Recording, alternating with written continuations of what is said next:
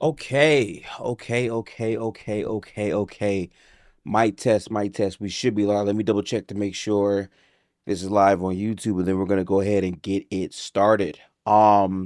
Initially, I had this stream ready to go at 4, but I had some things I had to do some sprinkling. I wanted to get some things in order to make sure the crib was a bit more focused. Let me make sure the camera is in proper focus. I think I leave my mic like what is here good?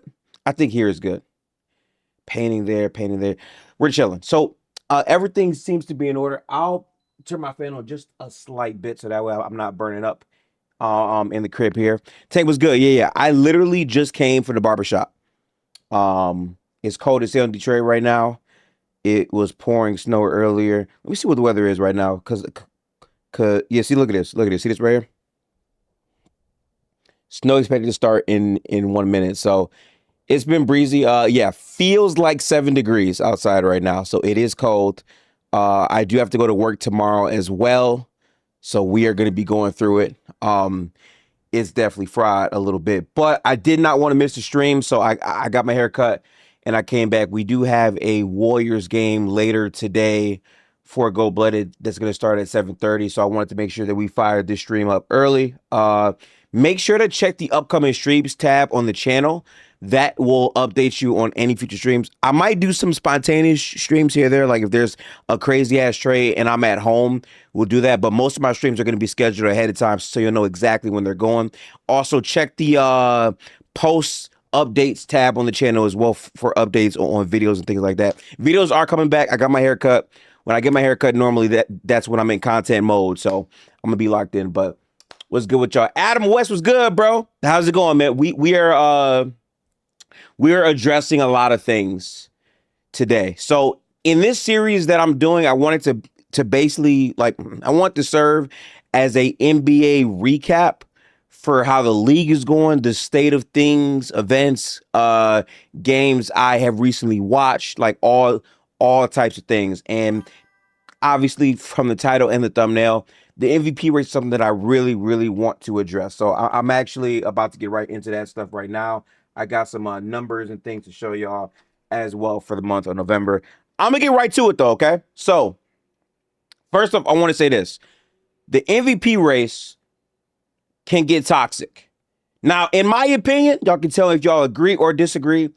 The discourse between Shea and Jokic for who the MVP is to me is not as toxic, at least in my opinion, as it was for the Joel Embiid Jokic stuff.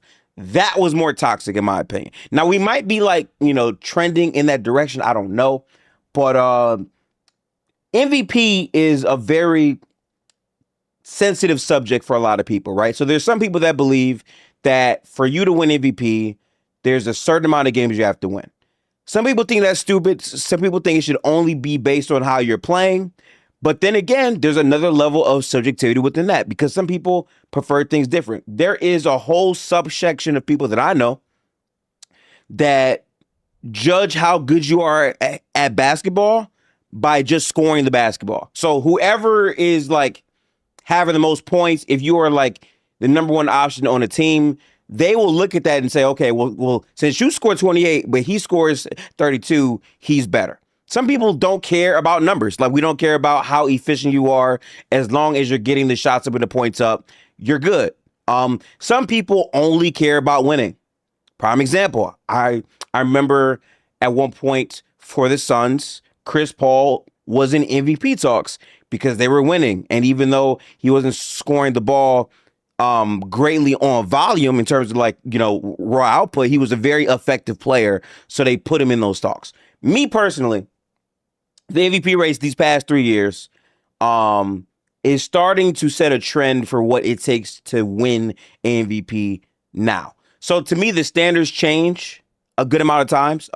We've seen some outlier seasons that normally go against the criteria for how to win MVP.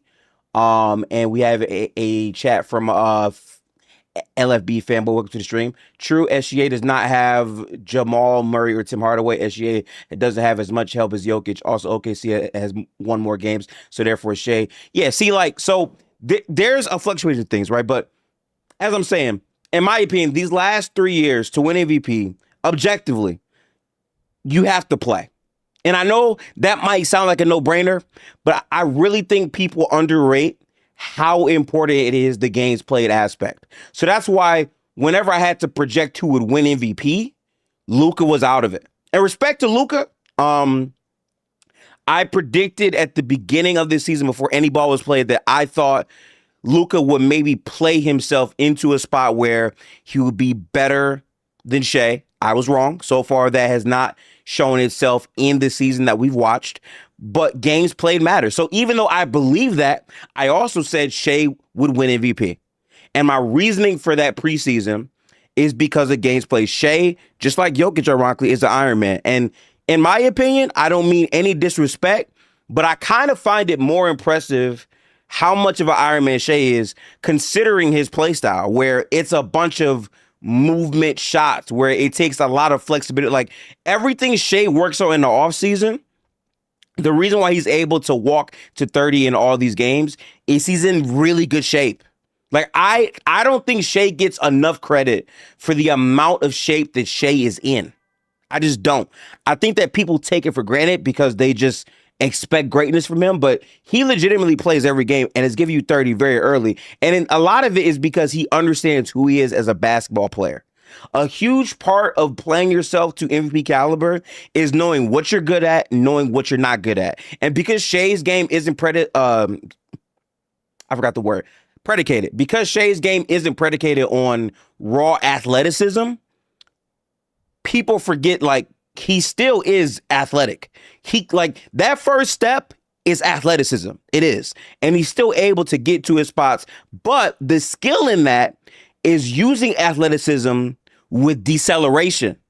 And Shea, to me, has like replaced everyone in the league at being the best at that trait, where he can stop on a dime and get to that mid-range shot, right? Or how low he gets to the ground with his handle getting into shots. We've seen some crazy, like, leaning shots that make no sense that he makes. He works on those. So to me, to consistently be doing bag work like that for the entire season, and you're healthy and you're playing games, I give you credit for that, right? But the MVP race, as we all know, is not just about how many games you play. It's also about level of play. And now this is where a lot of chat is going to probably be split. Okay. This is my humble opinion. Before last week, Jokic and Shea, to me, were close. And I say that because what I think Shea doesn't get enough credit for, in my opinion, is the turnover rate, which I have numbers. We're going to get into all of the splits. If I have to be honest with y'all right now, Jokic is playing better basketball to me. I believe that now. But a lot of it is predicated on the effectiveness and, more importantly, how we differentiate guard versus big. What I think is so tough is that Jokic is one of the most efficient players I've ever seen in my life. When I'm watching Jokic take shots at the basket, they legitimately feel like they're going in almost all of the time. He's had a couple of games where they have not gone in at a high rate, fair. But overall, it feels like he's a very efficient player. Shea has almost gotten to that same thought process when he takes a mid-range shot. Whenever I see Shea off the dribble get to a fall-away baseline midi, I think it's going in. And when you look at the numbers that he shoots on these shots, by the way, was good to my guy, God of Anarchy. We are going to be streaming on Gold Blooded later. I'm doing this before the games. But seeing Shea get to that stop and pop mid-range, it feels like it's butter. It feels like it's cash. And for him to be shooting above 50% on those types of shots, but more importantly, the growth in his game. Because this is another thing about MVP that we don't talk about enough. Most of the voters, when it comes out to choosing who wins the award, they want to see how you have improved. And if you're watching Shea this season, objectively to me, Shea has improved as a three-point shooter tremendously. The volume has gone up. His efficiency on that volume has also gone up, while maintaining his amount of attempts both at the mid-range and at the basket. So again, we got numbers. We got numbers, of course, which I will get to. But if you have to ask me right now who's playing better basketball, I think it's Jokic. I want to show you the numbers for the month of December real quick, chat. Let me share my screen to make sure y'all can see this. So these are splits. This is for Nikola Jokic right now, right? So I'm only looking at the month of December because that is the most current sample right here. I will zoom in just to make sure you guys can like fully see this all the way through. Let me know if this is effective. But in 12 games played in the month of December, in 35 minutes a game, Jokic is averaging 31, pretty much 31 and a half points per game on 19.6 shots a game, shooting 56% from the field. He's also shooting 42% from three on 5.3 attempts. That's insane for a big to be shooting that effective from three. And then you have this 86% from the free throw line.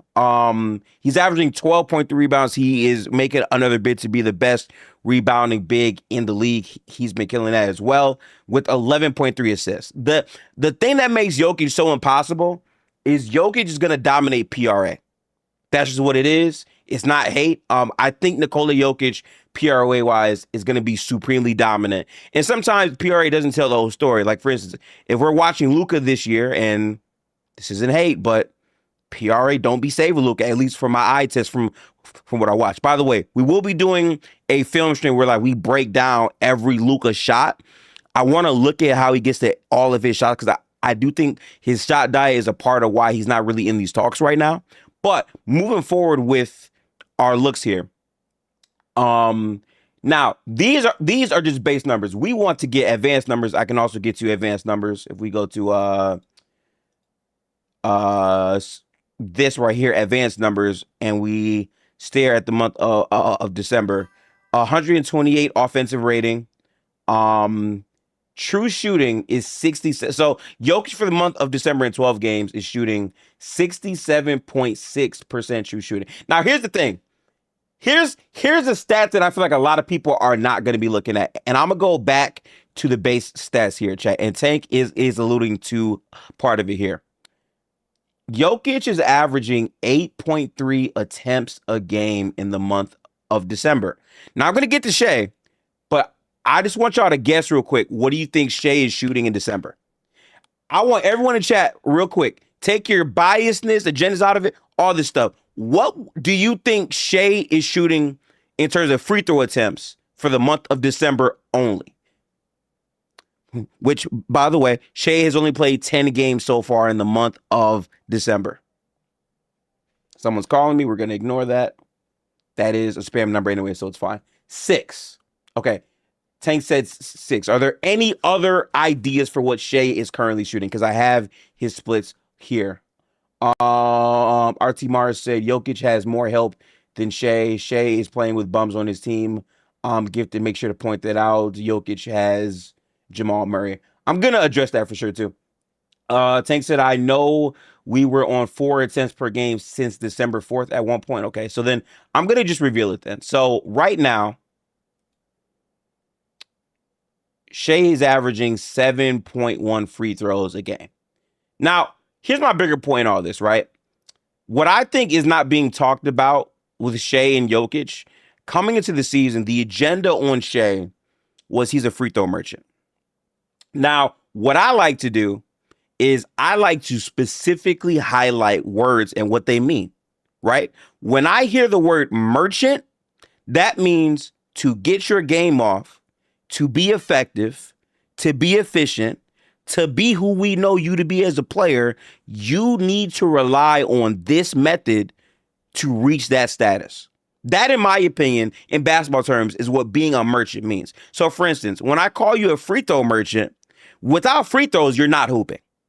Is like the simplest, like broadest terms I can bring it to, right? So, what's funny about this is coming into the season, ignoring the playoffs, ignoring the regular season, for I think the past 3 or 4 years now, people have tried to label Shea as a free throw merchant.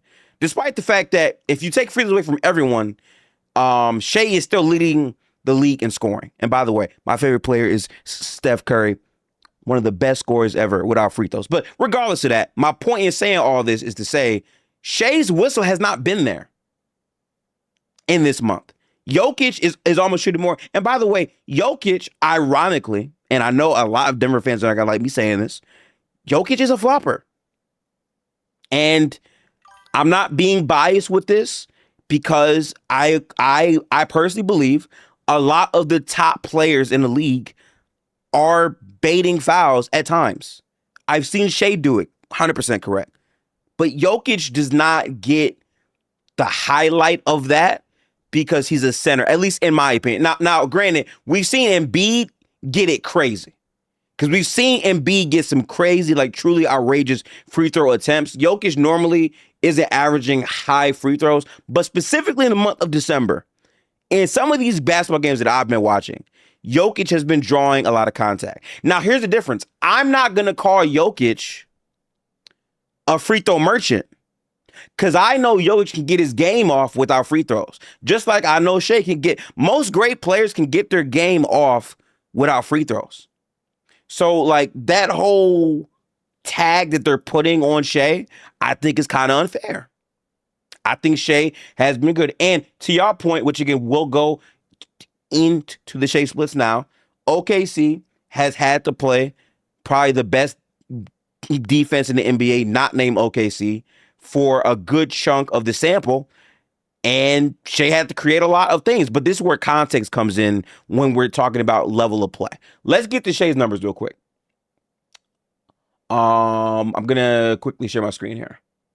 So, this is Shai Gilgeous-Alexander for the month of December, chat. He's averaging 30 points a game on 33 minutes, 57.9% from the field. Let's just pause, okay? I'm going to pause. I'm going to go full cam again. Let me say that again. In 10 games, Shai Gilgeous-Alexander is shooting 57.9% from the floor.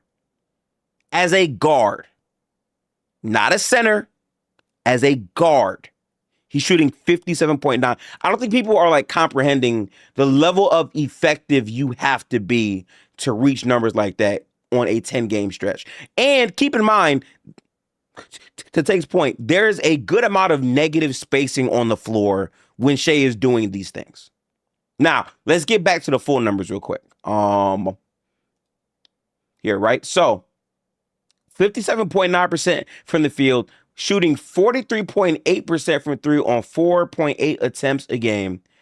And he's shooting 85.9% from the free throw line on 7.1 attempts with 4.7 rebounds, 6.1 assists, and his turnovers are actually up this month, 2.3. Again, I do feel like a lot of that are the defenses he's had to play in this month, but let's keep it going. I do want to look at Shai's advanced numbers because we did that for Jokic.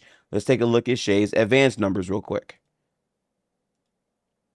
So when I go to advanced numbers here for the month of December, Shai has a 119.5 offensive rating, net rating 11.8.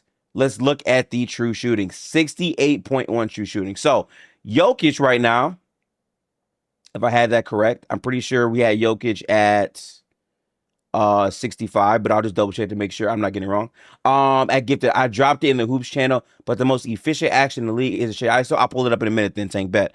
Right now, Jokic is at 60. Wait, I'm my fault. Wrong thing. Right here, he should. So Shai is more efficient overall than Jokic is.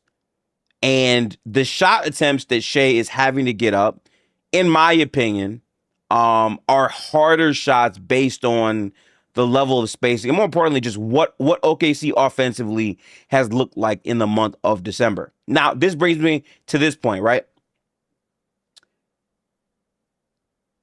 OKC is a dominant team, and this is where we got to stand on business about things, right? What I don't like to hear from people is the idea that Shai has no help. Hate that shit. Absolutely despise that narrative, because coming into the season, this is a team that all of us, or most people that like watch these games a ton, expected OKC to be the 1 seed again for another year. Right now, they are still the 1 seed. I think they've lost 5 games still. Any game that they lose, there's a huge uproar on how they lost it because they're so dominant to the other teams. It's an anomaly when they lose. Let's just keep it a band. They started out this season 24-1 to tie the Golden State Warriors. They're a dominant team. Now, what's nasty is people not diving into the context of who OKC is. What's good with you, Eleanor? How you doing? OKC is dominant because of their identity.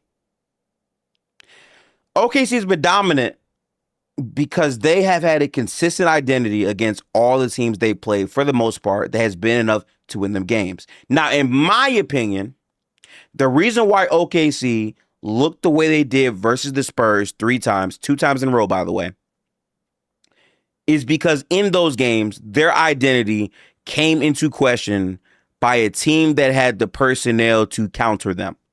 Let me say that again, because people get confused by what identity means. Identity is you playing to your team's strengths consistently. The problem is when you run into a team that counters what you do well and they highlight what you don't do well. What does OKC do well?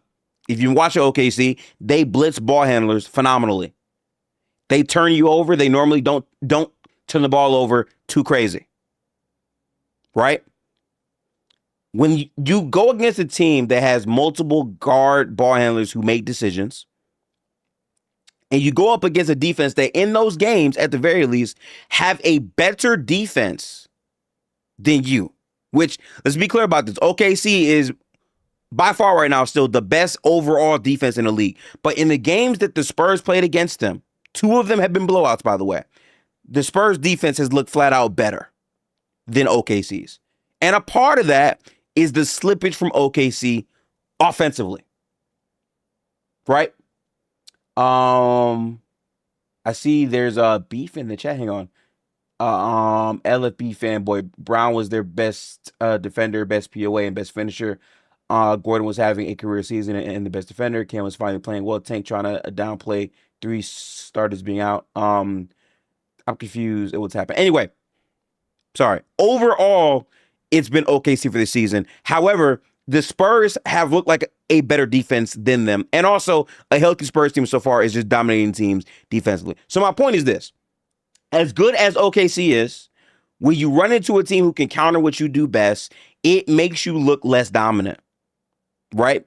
So that's why some people have tried to say Shai has no help. Because when we've watched these games against OKC, if we're being honest, pretty much everyone offensively is throwing up on themselves, not named Shai. And granted, in the last game, I do think Shai wasn't as effective, wasn't as efficient as his normal self is. But I think a ton of it is they have good bodies in wings to throw on Shai. Chet offensively has kind of disappeared in these last 3 games versus the Spurs. And I hate to say this, but Jalen Williams is looking like a fraud. And I want to be clear. Jalen Williams is a guy that I always questioned in terms of his productivity, like how good he really is. But Jalen Williams is still a very good player. Now, I give Jalen Williams some grace, which a lot of people don't want to do. I think grace matters a ton in these conversations because for a player to come back from wrist injury, which keep in mind he played on that for the entire postseason run, for him to miss as many games as he has to start the season, this is basically his October, his November stretch right now. That's what Jalen Williams is currently going through. And to be fair, let's not put it all on the injury because to Tank and some other OKC heads' points, Jalen Williams has had flaws in his game before the injury. That's facts. All that is fair. I'm just saying the comfortability of playing basketball and playing to your strengths, J-Dub is still trying to like get his rhythm right. And he's had some good games here there still. But ultimately, against the Spurs defense, when they took Shai out the game and Jalen Williams was tasked with running the offense, it did not go well. They were not able to score as effectively. And more importantly, Chet Holmgren and J-Dub just have not looked great in those 3 games. When your number 2 and number 3 options are not looking well, as a team you're turning the ball over, and you can't score in the half court against the Spurs, you're going to look worse. You're going to look like a worse basketball team. And that begs the question of, well, damn, how good is OKC in comparison to the Spurs? This might be a hot take. Oh, yes. Yes, I forgot about that. You were also missing AJ Mitchell. Fair. But in my opinion, I think the Spurs might actually have a better balanced roster than OKC. Let's keep in mind what I'm saying. I still think OKC has better defensive potential as a unit. I just think they have way too many guys that lean into that side of things. But to me, the Spurs have more talent. And let's go back to the Grace thing I was saying. What I remember, and people in chat, y'all can let me know if you guys also remember this. Before Playback died, I was in a stream with Low. We were watching the Spurs play. No, I'm sorry. This is after the fact. We watched the Spurs in Gold Blooded first play Golden State, which, by the way, a slight flex, but we beat them twice, fully healthy. We was on that. And De'Aaron Fox didn't play well.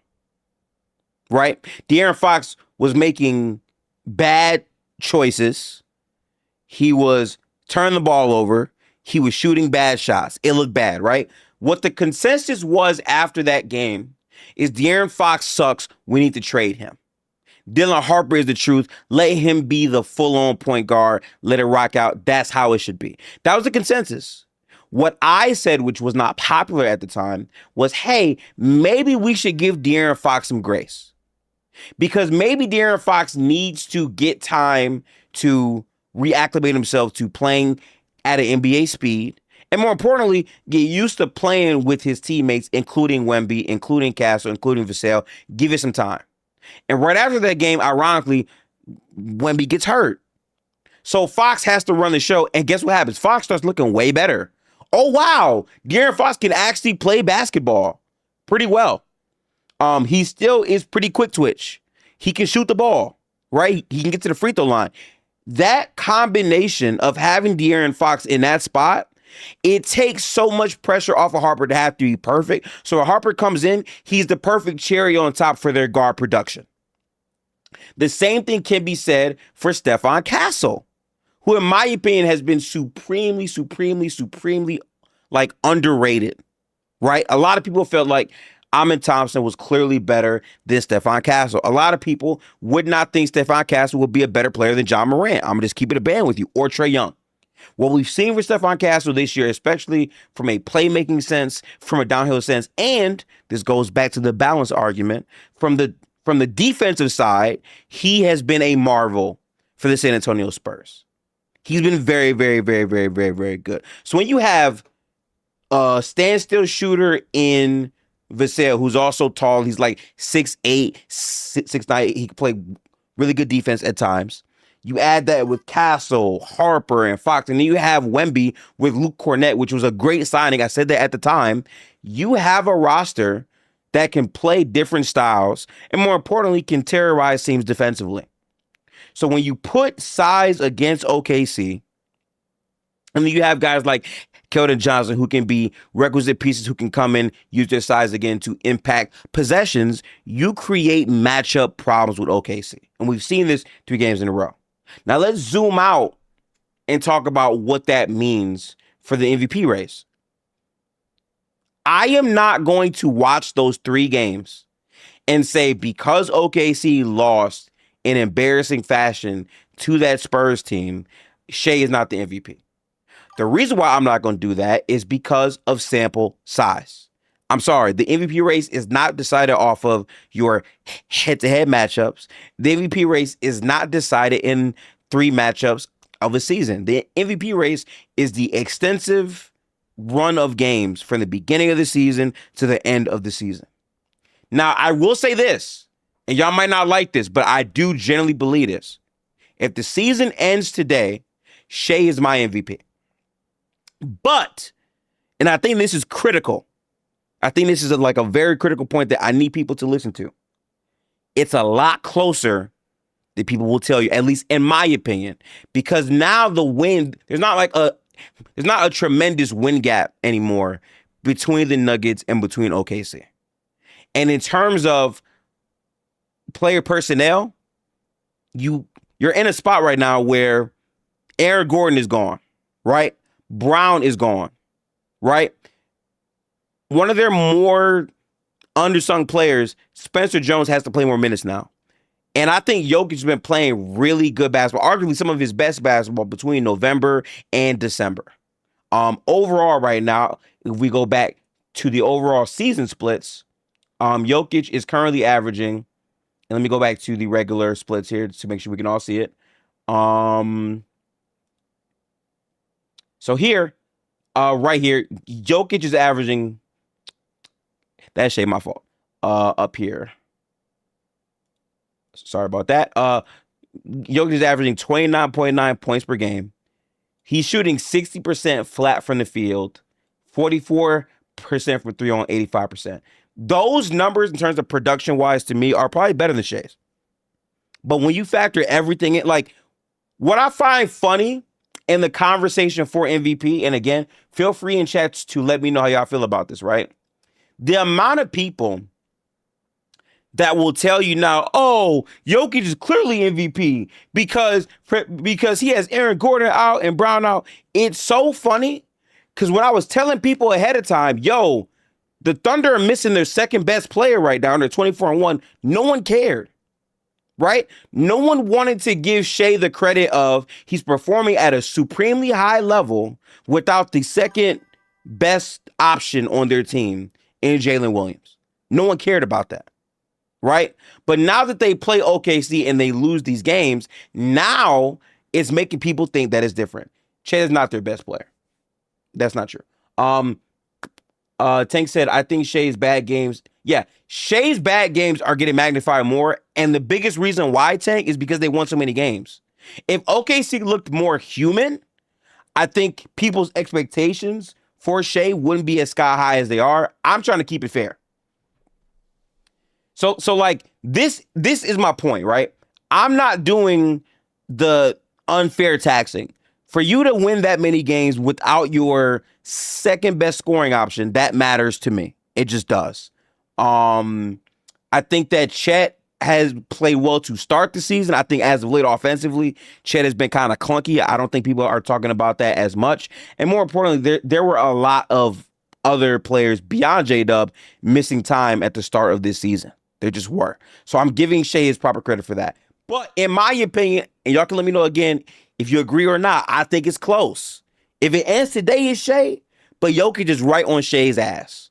And let's look at the current standings to make sure I'm not tripping out on wins. Wins do matter in the race. I said at the beginning of the season, if the gap is like 2 to 4 wins between OKC and Denver, Jokic is going to win the MVP. I will stand on that. I firmly believe that. Let me go to in-game real quick.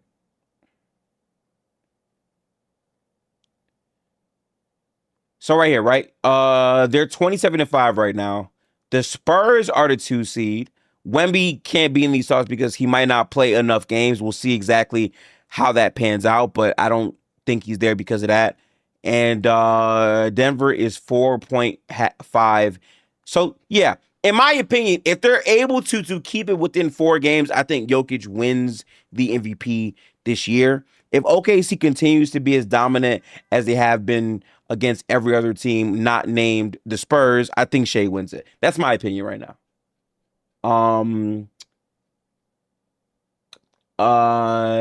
Tank said, I agree, Gifted. Instead, people are just trying to make sense of our record by just throwing it up to, yeah, like it's so crazy how the energy is not consistent, right? So how can we say in one breath, OKC is a super team. We don't care J-Dub got hurt. In fact, I saw many people arguing that Shai winning the MVP was more of a product of his team than him. But then after 3 Spurs losses, what we're now saying is Shai don't got no help. Which one is it? It can't be both. It can't be both. So to me, like, I'm just trying to have some fair nuance in everything, if that makes sense. I need to mute that up so that's gone. So yeah. OKC fans are blaming Dub for the loss. Well, I'm not going off of what fans are doing. I think that's actually stupid. I'm going off of like what is actually happening. This stream is not a propaganda stream for fans. I don't care much for what OKC fans or their fans are doing. I'm giving you the real. The reality of the situation is winning that many games without Jalen Williams is very good, especially when there's other pieces that were also missing time and you were still dominating the league. I'm giving Shea proper credit for that. Also, you were lapping the league. That deserves credit. I 100% believe that.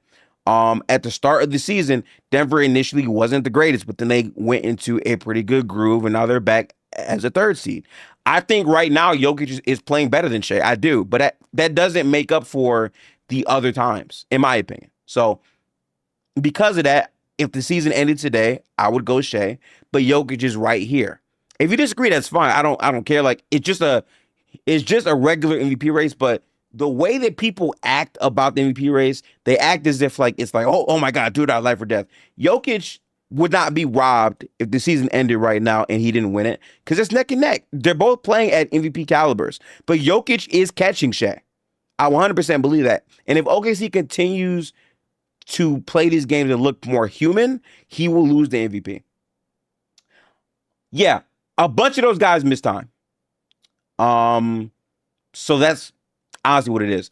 I do want to look at the schedule for what is coming up for both teams. So quickly, we'll take a look at Denver, and then we'll take a look at OKC, and then I'm gonna get to the second segment of the stream, which is going to be tied to De'Aaron Fox.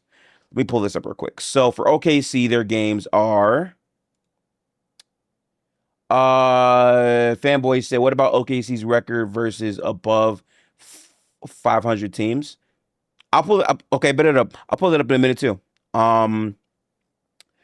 So the next 10 games, Atlanta, Portland, Golden State, Phoenix, Charlotte, Utah, Memphis, Miami, Spurs again for OKC. That's what 1, 2, 3, 4, 5, 6, 7, 8, 9, 10. So their last game will be Houston.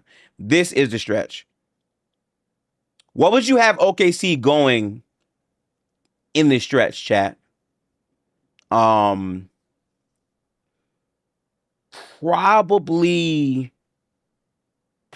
2 losses, maybe.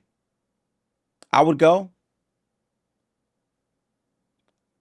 Maybe 8-10. I said 8-10. My fault. I would go 8-2, Lorenz. Yeah.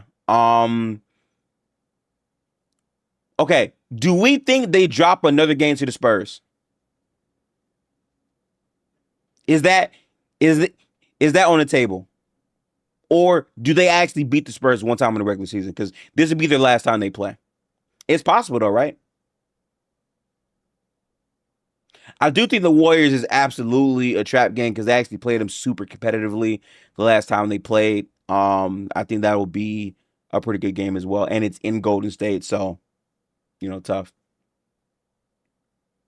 Tank said, "No, we played 5 times. 5 times. Hang on. They've already played 3 times, right? So that's 4 right here.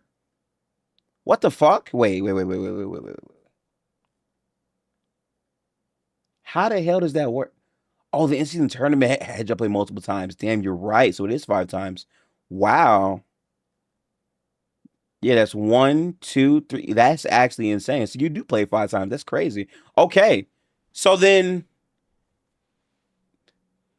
the chance you can finish 3-2 versus the Spurs, which would actually be better probably. Okay, LB Fanboy says record versus above 500 teams matter. Okay, let's take a look at that. I want to see how and sidebar, I do want to say this. Was anyone saying this last season? Because when Shea played 500 teams last season, he was very, very good, but no one seemed to care. Like, I don't know. I care more so. Yeah, no, like I didn't hear anyone trying to cherry pick that last year. I just looked at all the games they play as the average, but that's fine. We can do that. We can do that though. I'm not asking if Shea won MVP. I'm asking if that point was brought up as a argument piece. I don't really recall it being that, but that's fine. At Gifted Hoops, the record not even bad. Yeah, it's just bad versus. Yeah. So I'm trying to find it real quick though. I'm gonna go back to the standings. I believe it should be in the standings. Let me go back. Well, yeah, because they won a shit ton of games. I'm just thinking in general, if you have such a big win gap and Shea is playing the way that he did last year, and he's having like a all-time guard season, that's why he lapped Jokic last year. I'm just saying in the argument that was not really a point brought up for Jokic or Shea, honestly. Let me look at the standings one more time. Hang on. So NBA, go to standings. All right, so there should be something that tells you record versus 500 teams here. Does it or no? Let me see. League, home, away, division, conference record. No, I don't see. Is it division? Nope. Here we go, right here. Perfect. All right. So this is the record. Okay. Versus 500 and above. OKC's 8-4. Denver would be 10-4. So they both have 4 losses. Denver's won 2 more times. Now, keep in mind, 3 of their losses are to the same exact team. Wait. Hold on, Chad. Hold on. Wait. So your big Joker point of, oh my God, what's record above 500 teams? You're telling me Oklahoma City has lost to one other team above 500 when they played them. The other 3 losses are to the same team, which most of us agree have been a terrible matchup for OKC so far at the beginning of the season. And keep in mind, Denver only has 2 more wins up on them, but they both have the same amount of losses.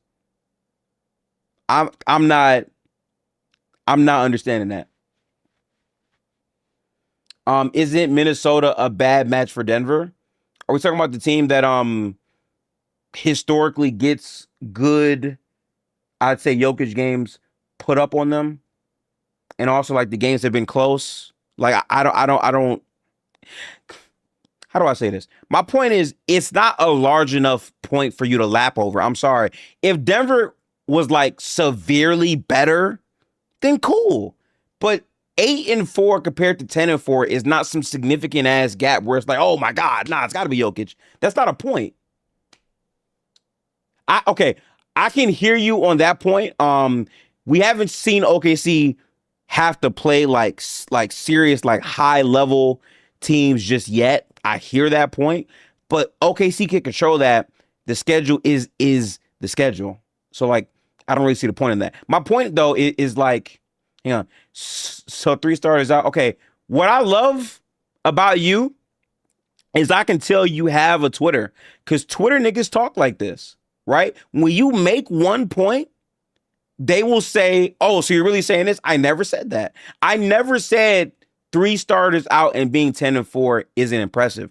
But my point is, that's not enough to swing the pendulum towards Jokic, at least in my opinion. It's not. Like that, like, I would understand if, oh shit, OKC is actually under 500. Like, oh, guys, oh my God. Guys, did you know that when OKC plays teams above 500, they're under 500? Oh my God. Like, okay, cool. They're above 500. They're 8-4. And like, I'm sorry, but again, I want to like dive into what those games are too, because the other thing I do want to point out is OKC's had injuries. There's a chance that some of those teams that they beat who are 500, they might not have had some of their core players in. I don't know how to check it specific. Honestly, how about this? Let's just go through all of their games so far. Let's do that real quick. And like, we might be able to guess which teams were the teams that were above 500. Let's do that real quick. Okay. I'm assuming Houston counts as a win that is against a team above 500. Maybe not, because it's opening day. You don't want to count that, fine. We won't do that.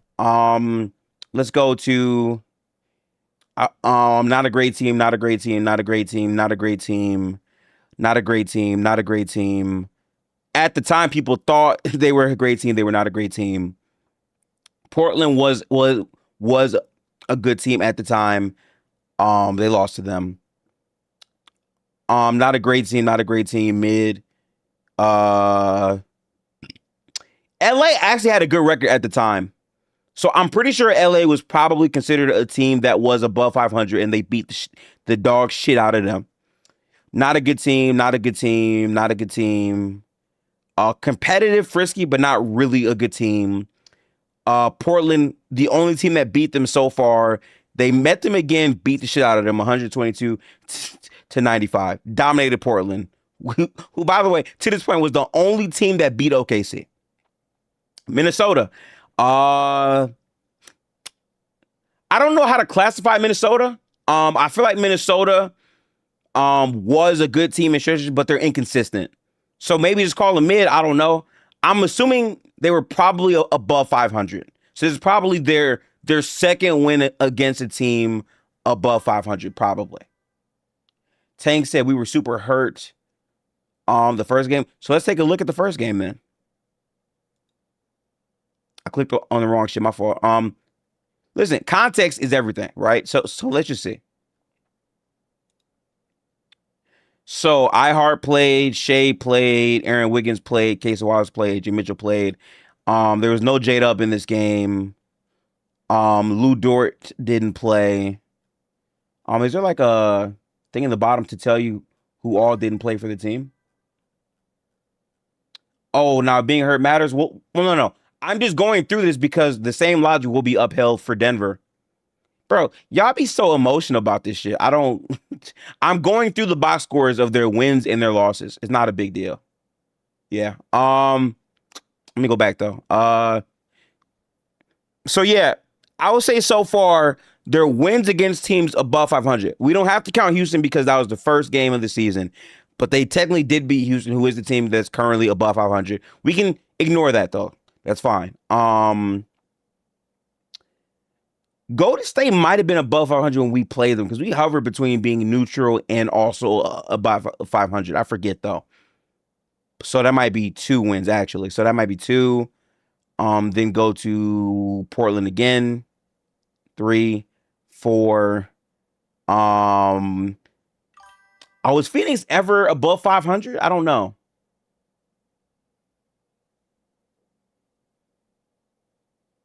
By the way, Curry wasn't out in that game. He was healthy the first game. If you watch a little bit of basketball and they beat them, so you're wrong about that. Curry and Jimmy were not out the game. They both played. I'm not counting the second Warriors game. I'm counting the first Warriors game. Yeah, I'm sorry. The Suns are actually a good ass team. They might not have been above 500 when they played them, but I promise you at the time, the Suns were like super duper competing. Like at a high level. So that was the thing. I ain't gonna lie to you. This game was actually fun too. But anyway though. Let's keep on going. Dallas has been playing better as of late. They still belted them. And then you have, after this win, which, by the way, 138 to 89. I don't know if Booker played in this game. He did not play in this game. Okay, that's fine. But they're still a solid enough team. But to be fair, Booker didn't play. That's fine. Whatever. Then you have loss to the Spurs. Blowout win against the Clippers. You lose a close game to Minnesota.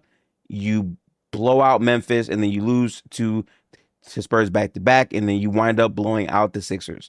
That's their season so far. Let's go look at Denver, which, all in all, I'm still saying yes. We still would like to see them play more teams above 500. And trust me, that stretch is literally coming up next. But the point is, most of their wins on this season, even if it's not against teams that are technically above 500, are blowout wins. That's why they lead the league in net rating, because they're dominating teams on a night-to-night basis.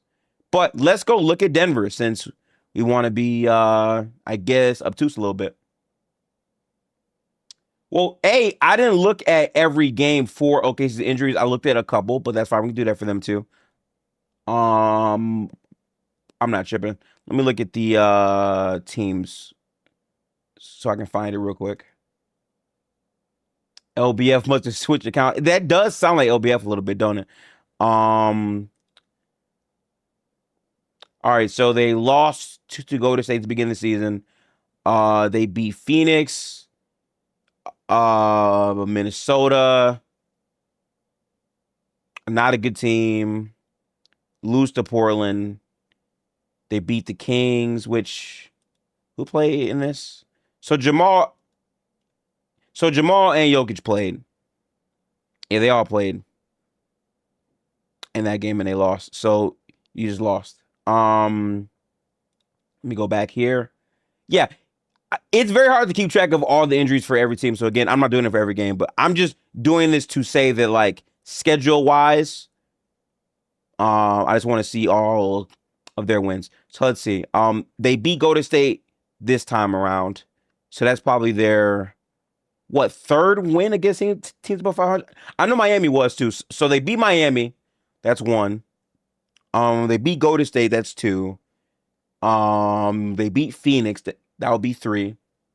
Yeah, I'm not gonna lie, but the Bulls loss was absolutely a troll job. I watched that game. That was kind of sad. Let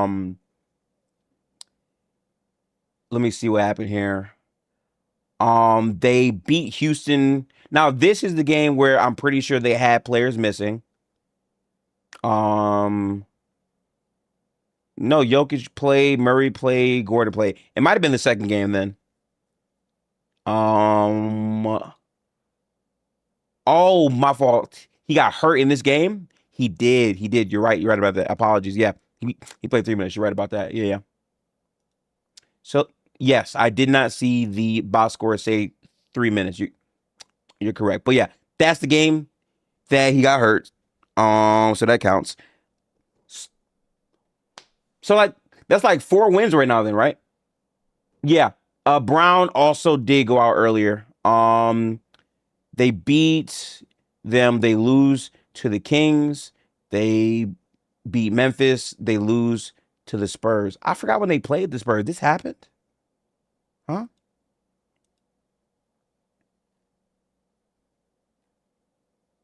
Actually, no, I did watch the game. I don't think Wemby played this game. Yeah. So you lose a game to the Spurs with no Wemby.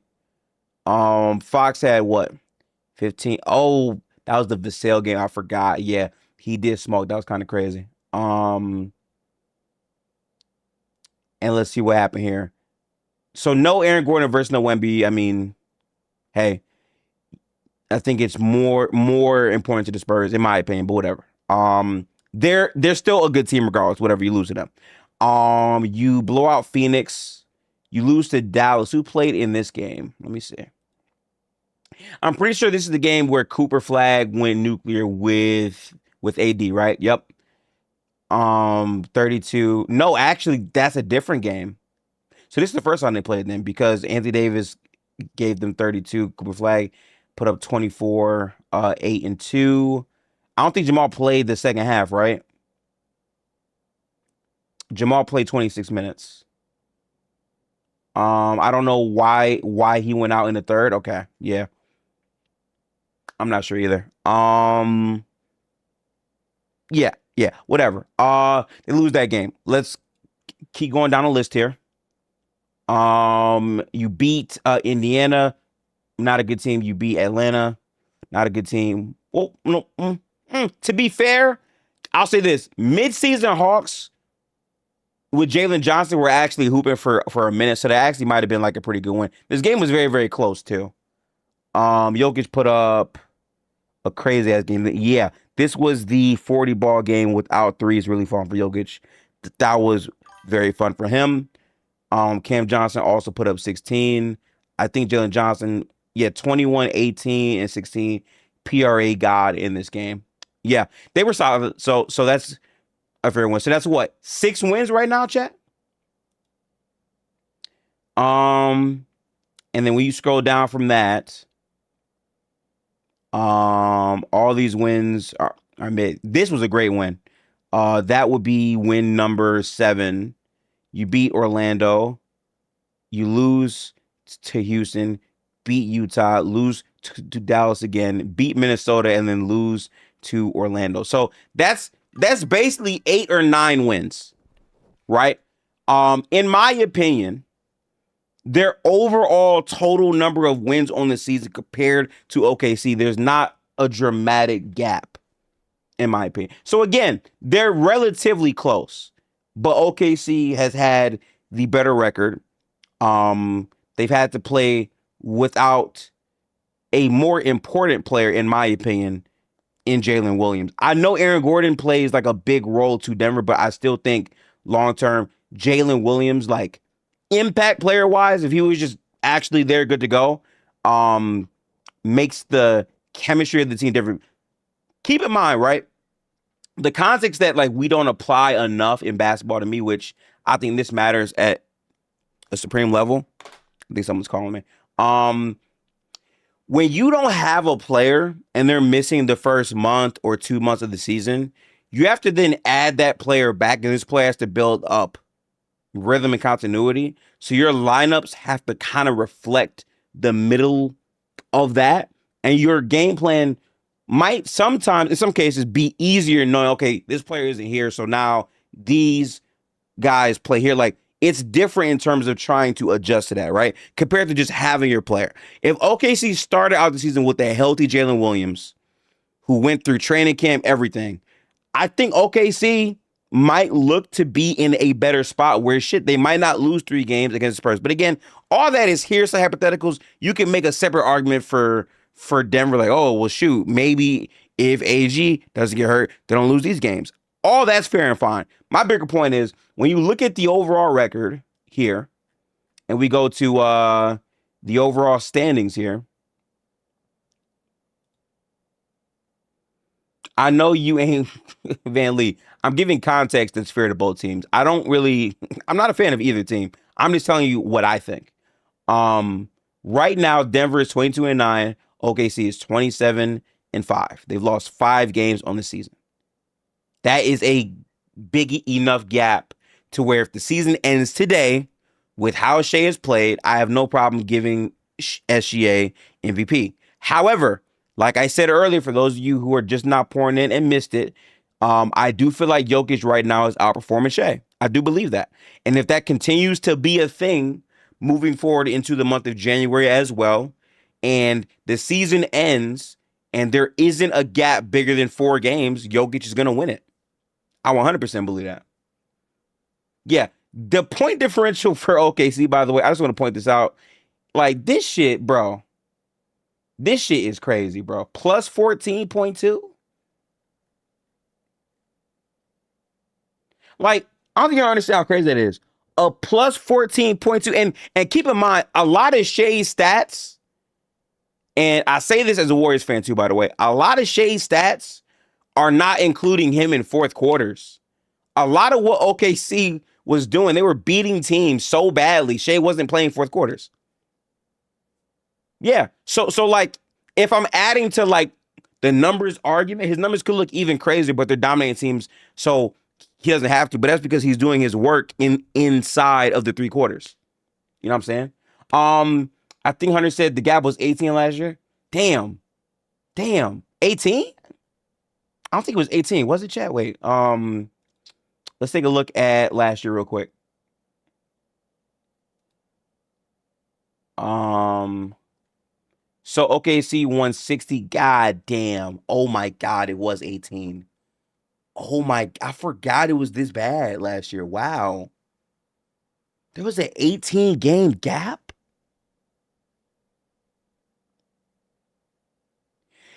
Jokic's usage is also insane. There aren't many possessions where he doesn't touch the ball. That's fair to say too. I can't lie. That's crazy. Now, I used to have a subscription to Clean the Glass. I no longer have one. I do need to reinstate that for myself. Here's what I'm gonna say right now. The on-off shit, and someone can fact check me, right? I'm pretty sure Jokic has a better on-off. I think Shea has a better on than Jokic. I don't know how true that is still at the time. I'm pretty sure the on-off argument, Jokic has a better on-off, but Shea is better for OKC on the floor than Denver is with Jokic, I believe. I can see what NBA.com says, though. We can see. Oh, yeah. I forgot. Tanga actually linked something in Discord, which, by the way, Discord is pinned. You can check out the Discord below. Let me pull this up here. Hang on. Hoops. Chat, pull this up, and then we'll share this on screen real quick. Yeah, I don't think I care too much about on-off, but it's fine. We can look at it. That's fine. So productive actions. The 15 most highest points per direct actions this season among players that have ran a specific action 150 plus times. At the top of the list, Shea Gilgeous-Alexander, action type so a Shea isolation attempt. They do 17.07 actions per 100 possessions. He's scoring 1.32. What the fuck? I do want to say this. I wouldn't expect the top 3 of the 15 most highest points to all be isolations, though. By the way, shout out to Julius Randle, baby. Number 2 on the list at 1.25. That's pretty fire. Hey, Norman Powell, too. That's a fact. That's crazy. That's crazy. Hey, chat, listen. That Jokic, bro, that Jokic post action, the eye test don't lie. Because it does feel like when Jokic is in the post, I feel like it's a bucket automatically. Like, in my brain, I feel like foul him or he's going to score. Like, every time, that's how I feel, right? Giannis, pick 1.2 points. So that's funny. So when Giannis actually sets a screen, interesting. Okay. Tank said, look at the Shea and Reeves PNR volume. We can actually look at that on NBA.com. Let me see. I think it's in play type, right, chat? Tracking. Maybe not tracking. Hang on. I haven't used this site in a while, so give me a second. We're still getting used to everything. Scoring.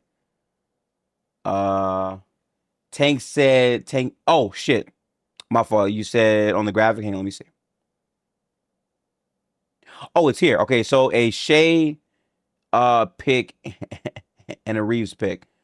45.08 actions per 100. He's scoring 1.16. Austin Reeves is higher, but the actions in terms of the amount, Shea laps it by 10. Yeah, that's kind of crazy. Hunter said Jokic on off per data baller is plus 11.9. That is insane. Plus 13.6 on Corey is really fucking good, bro. Gifted, not trying to be rude, but what else does Jokic need to do to win MVP? So let's talk about that, right? Chat, what do we think Jokic has to do to win MVP? Because, like, I personally believe Jokic is playing the best basketball of anyone in the league right now today. If the season ended right now, I think Jokic is playing the best basketball right now. My whole thing is this: if he continues to play the games, play at this level, and they're within 4 or 5 wins, I would give Jokic the MVP. The thing is, like, how consistent that holds up. And by the way, shout out to Honor for posting the stats in the YouTube chat. So Jokic on the court is a plus 13.6. His on-off is a plus 11.9. Shea's on-off is plus 2.7. His on is 15.9 on the court. I'm going to be honest. I don't think Jokic has to do more. A lot of this is just about team success at this point. I think Shea and Jokic are playing at such astronomically high levels. It's just about where their team finishes and if they're able to stay healthy. Yeah.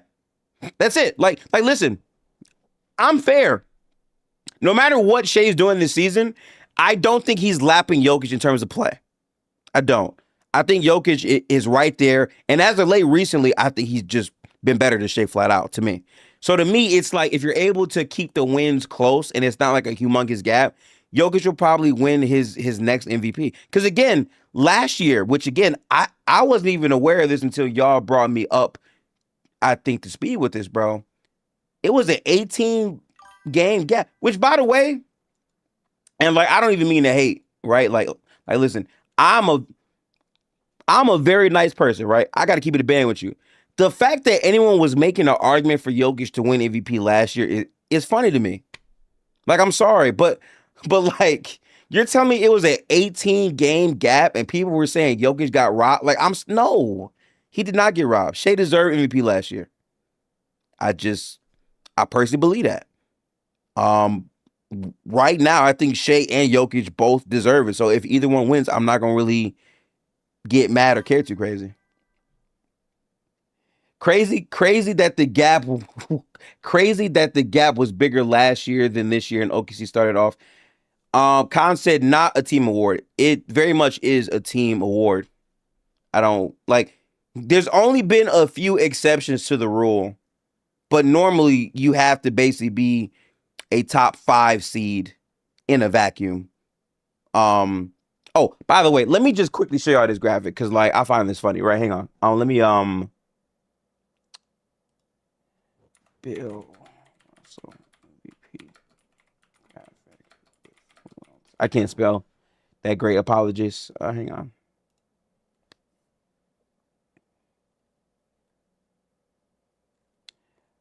Cause like this should be funny to me, right? So if we go to Wilt shit, no, I don't like these graphics. There was an ESPN graphic they showed, I think during one of these games, which just looked funny as shit to me. I might need to type it in on not Brave on Google. So let me go to the crib real quick to Google. I don't know where Google is at. Cool. Hang on. I can't spell chat. I'm sorry. Hang on. Wilt. Bill Russell MVP graphic with Wilt ESPN. Here it is right here. Boom. Yeah. So this was the race in 1962. Yeah. I'm pointing this out to say, like, everyone can say whatever they want. Wilt averaged 50 on 25 rebounds a game. Played 80 games. He played more games than everyone and lost. It's very much a team success thing. So like I don't like. And by the way, players voted back then. So let's keep it a band, right? We gotta stop this. Like we have to stop the cope shit. When people respond to you, it's not. It is a team award. It is. It is. You might not like that. The only times that's been different is the rest of MVP, which in my opinion. And I would need to like watch it under my lens now because I personally don't think I understood basketball as much as I do now in the moment I was watching it. Russ to me deserved MVP over Harden, but I felt like Harden was definitely in the same, thing. But let's go back to that real quick. I do want to say, I don't like it. I'll keep thinking of it as most valuable player. No, I'm not mad at you. Like right now, I think Jokic is playing the best basketball. I just think Shea is going to get the MVP because the way that I view MVP, how do I say this? The way that I view value is slightly different. Like I personally don't think value is just your production from game to game to game. Like I think what we saw in those 3 Spurs games, if anything, and again, this might be a hot take. And again, you have the right to disagree with me. I'm open to having like open conversation, right? But what we saw in those 3 Spurs games is OKC for all the talent they had nothing without Shea. They had nothing. And I get it. You can make a similar argument without Jokic. Like all they would have at that point would really be like Jamal Murray. But against the best of the best teams, when they played the Spurs, who look like a top 3 team in the league right now, right? Like without Shea, they had no process. J-Dub ain't have shit. Chet ain't have shit. Lou didn't have shit. Offensively, he was carrying the load while not being a defensive pick-at guy on the other end. Right? Jokic is everything for the Nuggets. I will never dispute you on that. But when we're talking about like intrinsic value, shit like that kind of matters to me. It just does, right? But I say all this to say, if your argument is it's not a team award, regardless of how you feel about it, we're talking about MVP, right? So when I'm looking at MVP, I'm looking at who is going to win the award. That's it, right? I might think this guy is better than this guy. He might be outperforming this guy on a night-to-night basis. That's a different conversation. Who's winning the award? To me, MVP is not solely level of play. It's not. And if you want me to only have a conversation on that, I can do that. But when I'm talking MVP, I'm always talking about it through the lens of who is going to win the award. And when we do that, we have to have a realistic conversation on what does it take to win the award. If we go back year by year by year by year by year by year by year, the most common thing you're going to see is games played and team success. Now, I do want to go back to a year where I personally feel like they robbed Jokic. Because I think we can all agree there was a year that I think Jokic got robbed, and that was the Joel Embiid MVP. I don't want to make any of my Joel Embiid fans mad, but let's look this shit up. Hang on. Joel Embiid MVP year. He won it in 22-23. Okay, so let's take a look real quick on ESPN at that year.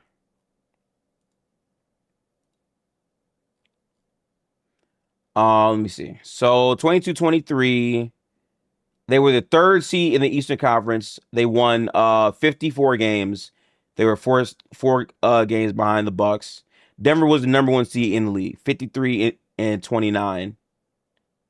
Well, no, sorry. The Bucks had the most wins overall, period, because they had 58 wins. But in the Western Conference, Denver was on top with 53 wins. Tank said Joel got robbed the year before. That's the only reason. Do we agree, chat? Robbed the year before? I mean, we can look at it. I don't remember that. I thought Jokic deserved it in 22. Oh, this was the year that they were a 6 seed, right? 1, 2, 3, yeah, 4, 5, 6, and then they were a 4 seed. They won 51 games, and Denver won 48 games. So they won 3 more games than Denver. What was Jokic averaging this season? Let's take a look at Basketball Reference chat. Hang on. Basketball Reference real quick. And we go to Jokic. Let's go to 2022. So this is 2022 right here. He played 74 games. He averaged, what was it? Our points all the way at the end. I hate this shit. They should always put points at the beginning to me. Yeah, so he averaged 27 a game, 7.9 assists per game, 13.8 rebounds. His career high in rebounds was this year at 13.8. And he shot. They don't have true shooting on here, so that means I gotta scroll down. If I go down here to advanced, for 21-22, 66% true shooting this year. Yeah. Yeah. I'm gonna be real saying I don't agree. I will say this, and again, I've heard many Jokic fans disagree. Chat again, y'all let me know how y'all feel about this. In my opinion, Jokic deserved all of his MVPs. I will say this though. If Joel Embiid does not get injured, the last time we really saw like a prime Joel Embiid was clearly the best player in the league at that time. I don't care. And the reason why I say that is because they were playing at like a 60+ win pace when he was on the floor. But Joel Embiid was averaging more points than minutes played. And I feel like that gets lost because it was only, I think, like a 30-game sample or some shit. Let me actually look up Joel Embiid real quick. Because he was going insane that year, bro. I think that's the year he gave Wemby 70. That shit was insane. Oh, hang on, let me see. Joel Embiid.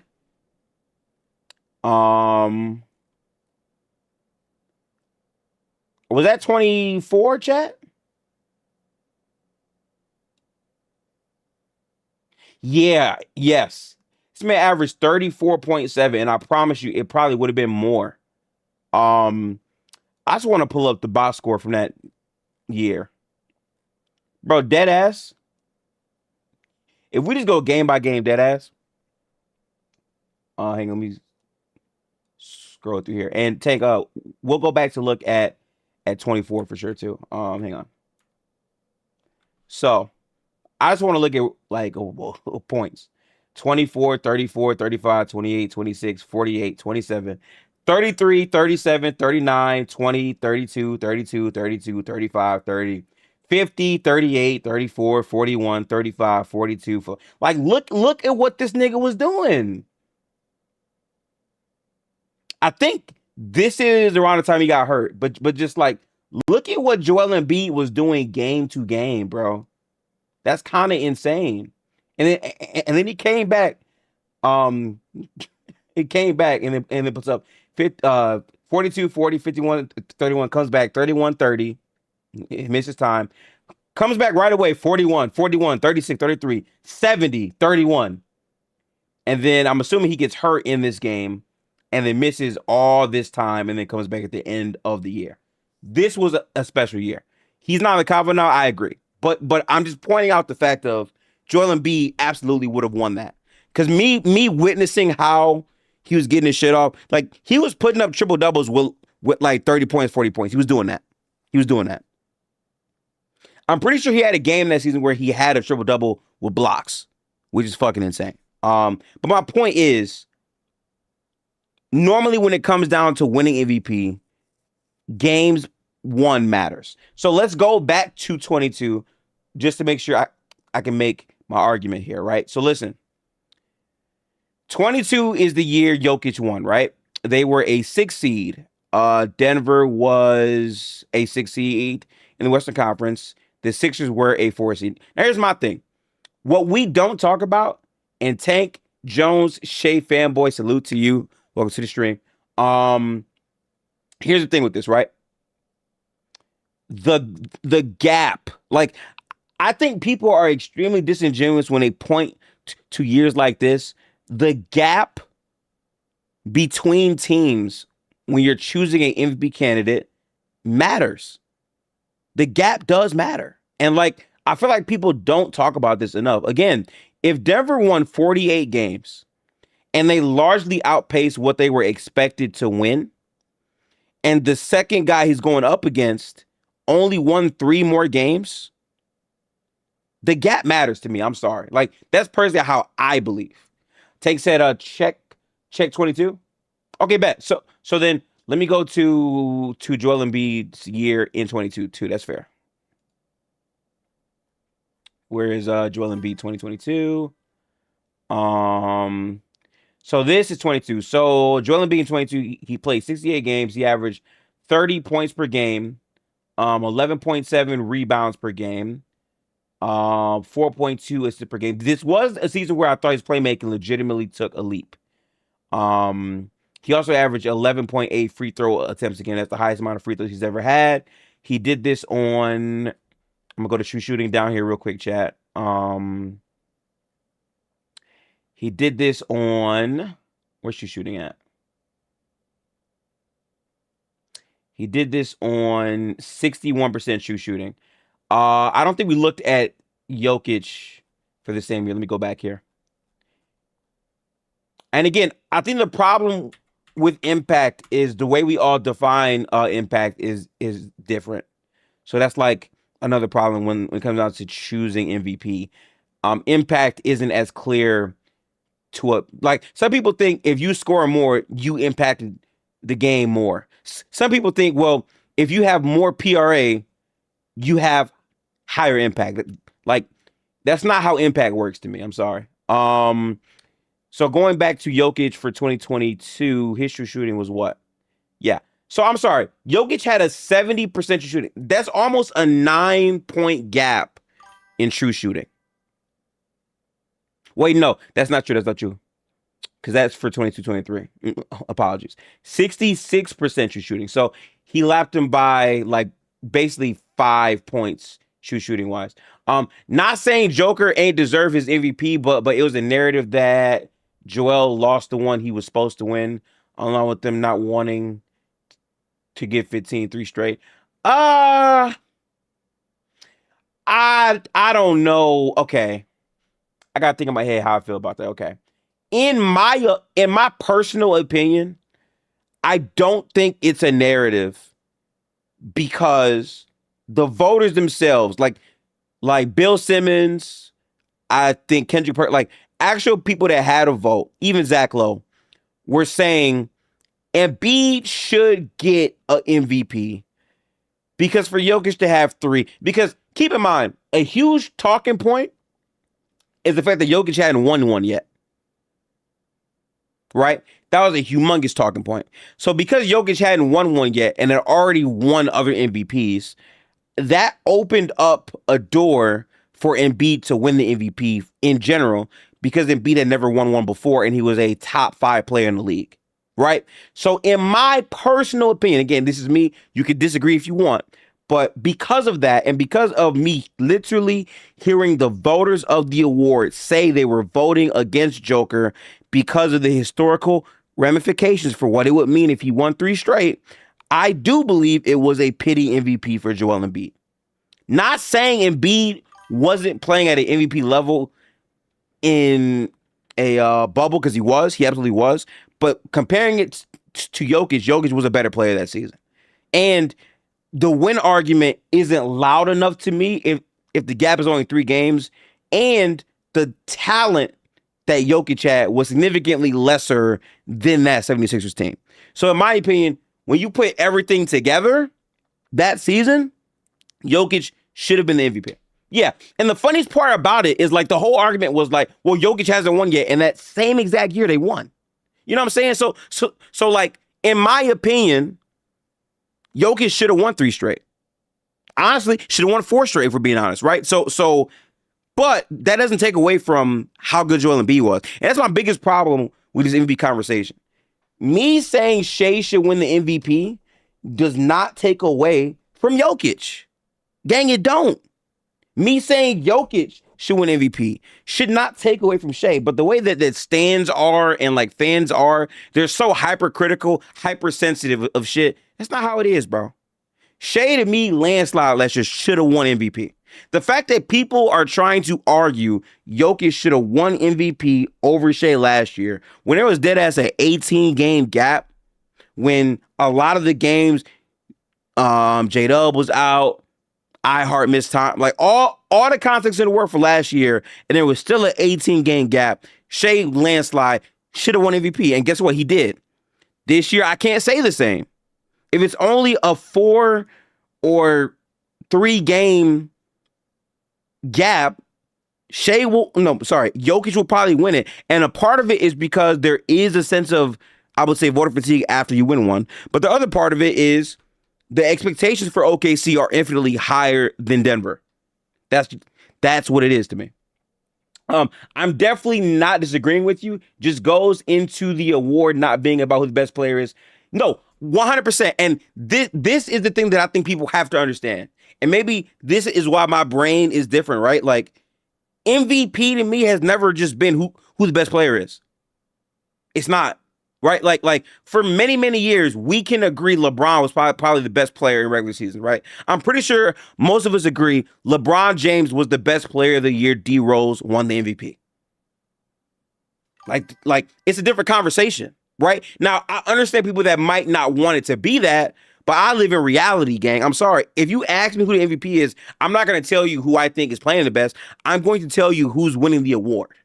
That's what I'm going to tell you. You get what I'm saying? Like, I think that's a fair way to view it. I think SGA has surpassed Steph in terms of impact and the two-way impact. Well, I'm going to say this too. In terms of like the Shea peak conversations, I think Shea... I would need to make a list of peaks, and I'm gonna be super honest with y'all.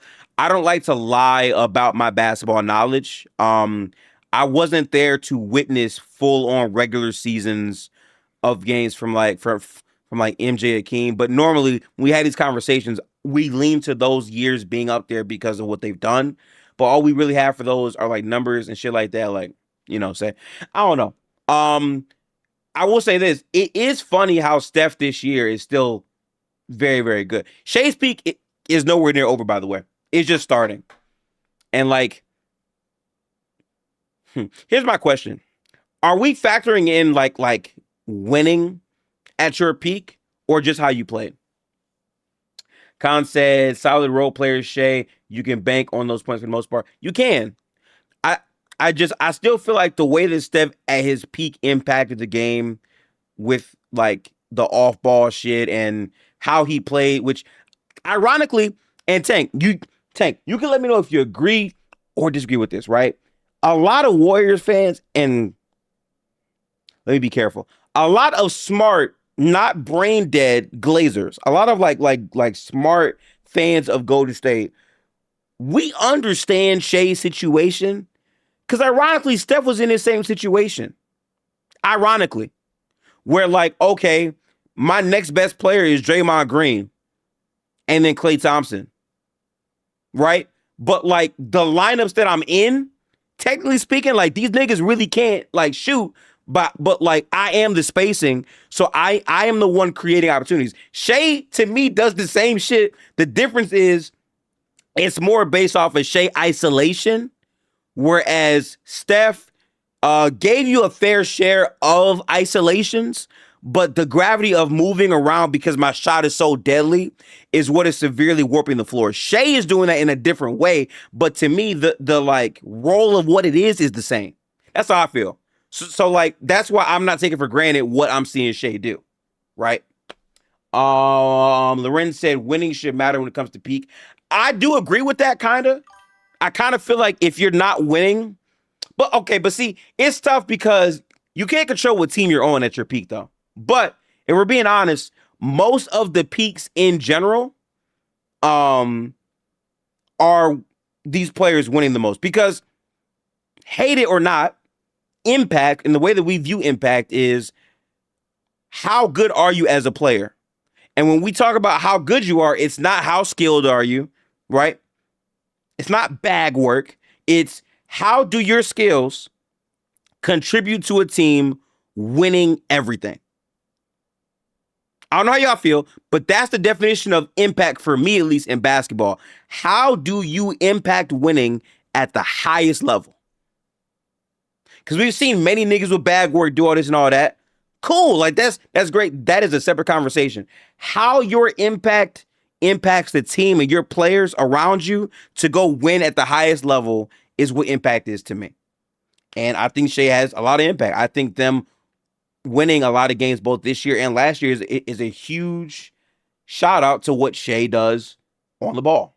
All that stuff matters. Toe says Shea is more ISO impact. He's more harder than Steph. I mean, stylistically, yes, I agree with that. I feel like okay, so honestly, this is the fun conversation, right? Let's do this real quick. Let's compare peak Harden to peak Shea. Right? What's so funny about this to me is like peak Harden to me, right? Peak Harden to me gets really slept on because the efficiency might not be that loud, but the way he controlled every single possession, where the majority of it is on ball, the majority of it is not assisted, and the playmaking is just at a completely different level on the ball. That doesn't get the love I think it deserves as much because he didn't win. I think the way we talk about Harden is so drastically different if he just wins one title. Harden didn't impact winning. And see, I hate takes like that. I think that's a trash take. I think to argue in bad faith Harden did not impact winning is just false. I think, and I'll be honest, initially watching the sport, I used to believe that about James Harden. And then I started to watch more basketball and I'm like, I was fucking tripping. Like Harden absolutely impacts winning. Tank said, you could say the same thing for Rusty. You could. The sad part is like, most people are going to tell you 2017 Russ is like peak Russ. This might sound like a hot take, but I promise you, I wish the bubble didn't happen because Houston Russ was figuring shit out. Houston Russ was like the most efficient volume version of Russ that I've seen in a while. And I don't know what he shot from the three, but just in terms of like his full game, he was really getting to it that year at a high level effectively. And that's when they just put a bunch of shooters next to him and said, fuck it, Harden, Russ, Y'all take turns, get it going. That was fire. They were literally digging in the league. 100% they were. But that's why to me, like, peak is such an interesting conversation, because another year of peak Russ that people probably are going to think about too much would be like 2016, 2014, 2015. These years of Russ and what he did in the playoffs go underlooked because of what happened 2017 on. But we clearly saw regression in Westbrook's game after 2017, especially because like he lessened his game to let Paul George go off. And Paul George gets credit for an all-time season, but Russ was the engine in getting Paul George to look that way. So to me, like, context about what impact is matters. At the same time, Russ has flaws, like actual legitimate flaws with turnovers, the shot not really falling at a high level. So again, the way that we like view these players, that stuff shifts around a ton because of that. Where do you guys lie on SGA Kobe comparisons? Okay. How do we do it? How do I do this? Chat, I'm going to ask you a very specific question. And let's not yell at each other. Let's just have some good basketball discourse, right? Who is the better player at decelerating on the ball? Kobe or Shaq? I just want you to tell me. Is it Kobe or Shaq in terms of decelerating with the basketball in their hands? Who is better at doing that one skill? Me personally, I think it's Shaq. Right? I think it's fair to say that Shea is better at doing that. I think there's a couple individual skills that Shea does better than Kobe. I think Shea has a better first step than Kobe. I think Shea is more effective at the basket than Kobe Bryant. I think those things are true. I think Kobe is a better defender than Shea. I think Kobe has a bit more counters in the mid-range area. The thing that's so sad about Kobe is that I have to hear niggas go on Twitter and tell me Kobe was not an efficient basketball player. No one ever factors in the level of defensive pressure and competition Kobe had to deal with. He's definitely better above the rim. I think the like actual argument physicality wise, there's not really a conversation. To be fair though, I haven't seen as much Kobe as other people have, but from what I have seen, that's what I think his strengths are. I don't know if I would say Shea is better than Kobe. I think fit wise, there's just a lot of things skill wise he does better than Kobe to me, but I don't know if I'm ready to say that just yet. Tank said I think Kobe got more counters too, but Shea has a ton of counters too. To be fair, yeah. Kobe couldn't lead this OKC team like Shea's keeping a buck. Well, yeah, but like, here's my thing. Why does Kobe have to lead a team just like Shea though? Right? Like I don't think leaders have to lead the same. I think the way Kobe leads versus Shea or Steph or Harden or Russ or even Tim Duncan, like they all lead their units differently, right? I think what Kobe brought was a sense of like mentality and like I will handle everything. And for a lot of his runs in the playoffs, he did that at a high level. I mean, he won 2 titles without Shaq. And I'm sorry, but like if Shea only goes down with 1 championship, cause like I hate ring culture, right? I do, but at a certain point, when you're talking about like peaks, leading, like that shit sounds great, but when you don't win a whole lot, no one's calling you a crazy ass leader. You have to win a lot to be labeled a leader at the highest level. That right? Like that is just what it is. Shea is also a better defender. I don't think Shea is a better defensive player than Kobe from what I remember watching from Kobe. But that's cool. I also think Kobe gets a little bit overrated all the time defensively. I don't think Kobe was that elite defensively, but he's more elite than Shea is defensively to me. Kobe has had more help than Shea. Yeah, like I don't I wouldn't say all that. I wouldn't say all that. Me personally saying, yeah. My problem with the comparison is how much Shea benefits from the rules favorable to offense in this era. And see, that's the other thing, right? Here's what we got to understand, and I'm gonna pull this up real quick. Don't laugh, okay? Do not laugh. I'm trying to be serious. Do not make me laugh, Chad. Okay? Just Keep it together when I show you this, right? Hang on.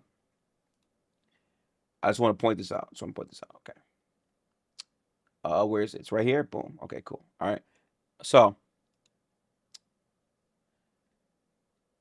Luke is averaging 33 a game. Shea is averaging 32. Max is averaging 30. Donovan Mitchell is averaging 30. Jokic is averaging 29.9. Jaylen Brown is averaging 29.7. Jalen Brunson is averaging 29.5. Anthony Edwards, 29.3. Steph, 28.9. Lauri Markkanen, 27.9. Austin Reeves, 26.6. Kay Cunningham, 26.5. James Harden, 26.3. Michael Porter Jr., 25.8. Danny Avdia, 25.5. Jamal Murray, 25.4. Devin Booker, 25.4. Kevin Durant, 25.4. Keontae George, 24. Norman Powell, 23. Chat, the 20th ranked scorer in terms of points per game this year is Norman Powell. Let's go to this year.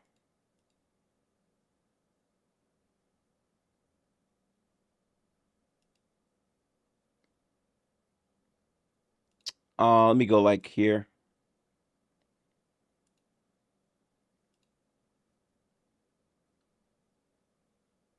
See, these are points. These are points right here.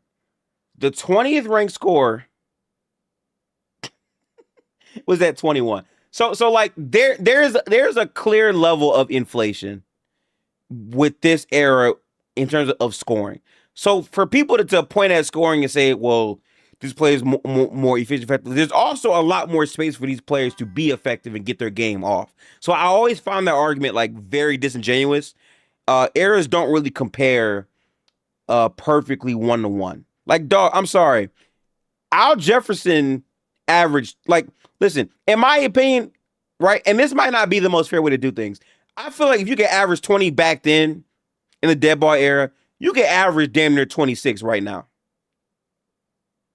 Yeah, like, but listen, that's my point. A lot of these scores, like, bro, if you drop Chris Paul, like this version of Chris Paul in this NBA today, he could average something stupid. A lot of them could. So like I don't love that argument about scoring and overall efficiency because the era was completely different. Like that's not a genuine argument to me. You know, but listen, these are all opinions. All of these things are complete opinions. But listen, I do have to transition to the third segment of the stream. Appreciate everyone who's been in here. Make sure to put a like on the stream. We will be doing more streams like this moving forward. I appreciate y'all and all of the support, all of the super chats and members. Appreciate you. But last topic of the stream, De'Aaron Fox.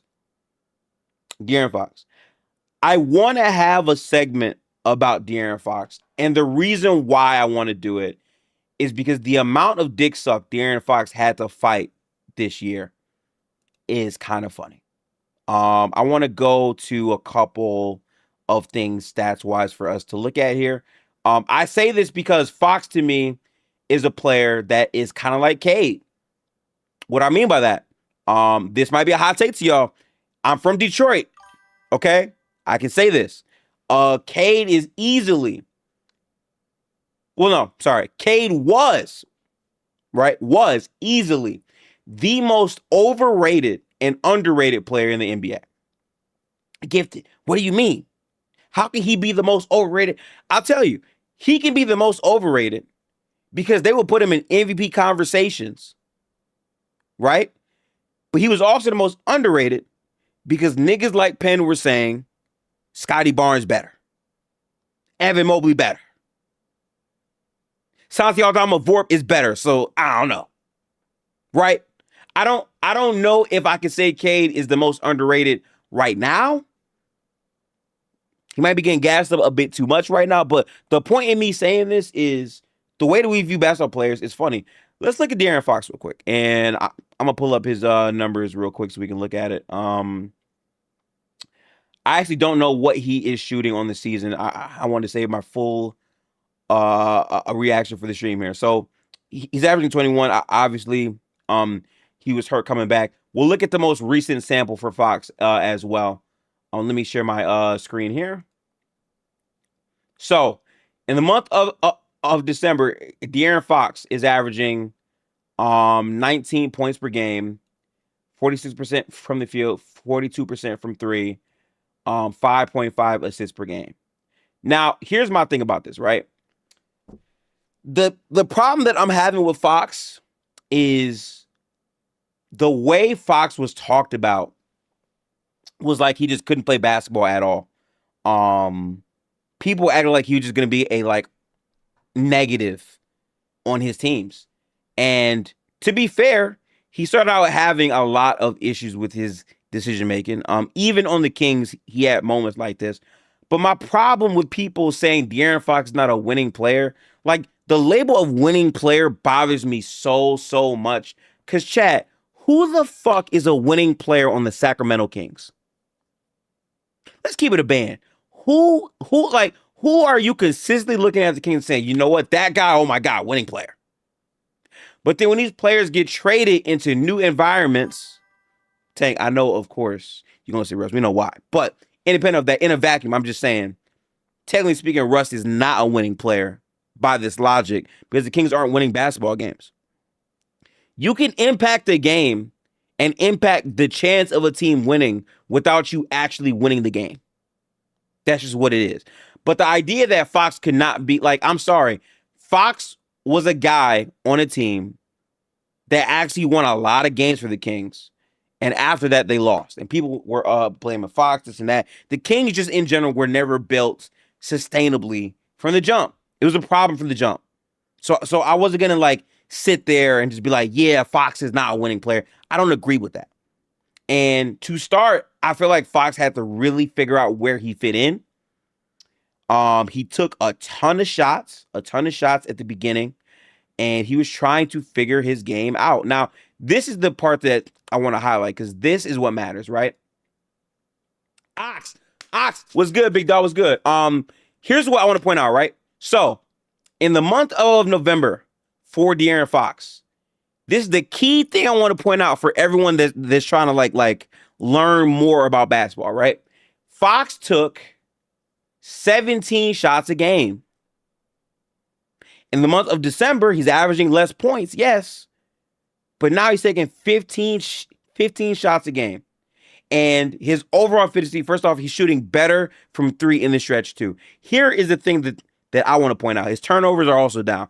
Fox is scaling himself to fit on a basketball team. Fox is finding a way to fit in with the Spurs. And guess what's happening? They're winning basketball games. What I saw from De'Aaron Fox, and again, you can chime in and chat if you agree or disagree. But what I saw from De'Aaron Fox on the Spurs in the latest stretch of games that we've seen is Fox has held the fort down. When Wemby was out and he was hurt, everyone said, oh, the Spurs, I just don't know. And we don't have to be revisionists. I remember this.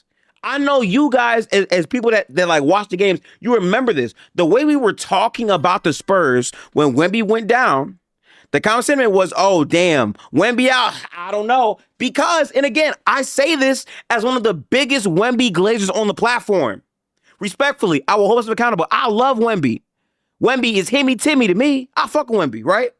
Let's not forget the 40-point game he had against Anthony Davis. Crazy. I was Glazer OD. I was, right? But even I said the Spurs are not going to be as bad as people think they are going to be. Because, and this gets me to the point that a lot of people do not want to admit. It's the hard truth, Ox. It's the hard truth. The Spurs are not a Wemby-based team. What do I mean by that? Let's chill. Just calm down. What could Gifted mean by that? What I mean is the Spurs winning and losing games is not all Wemby. It's not. Because what the Spurs have done is they have done what 80% of the league doesn't do. And that's construct a good basketball roster around their star. So guess what? Wemby can play on minutes restriction because they got Luke Cornett.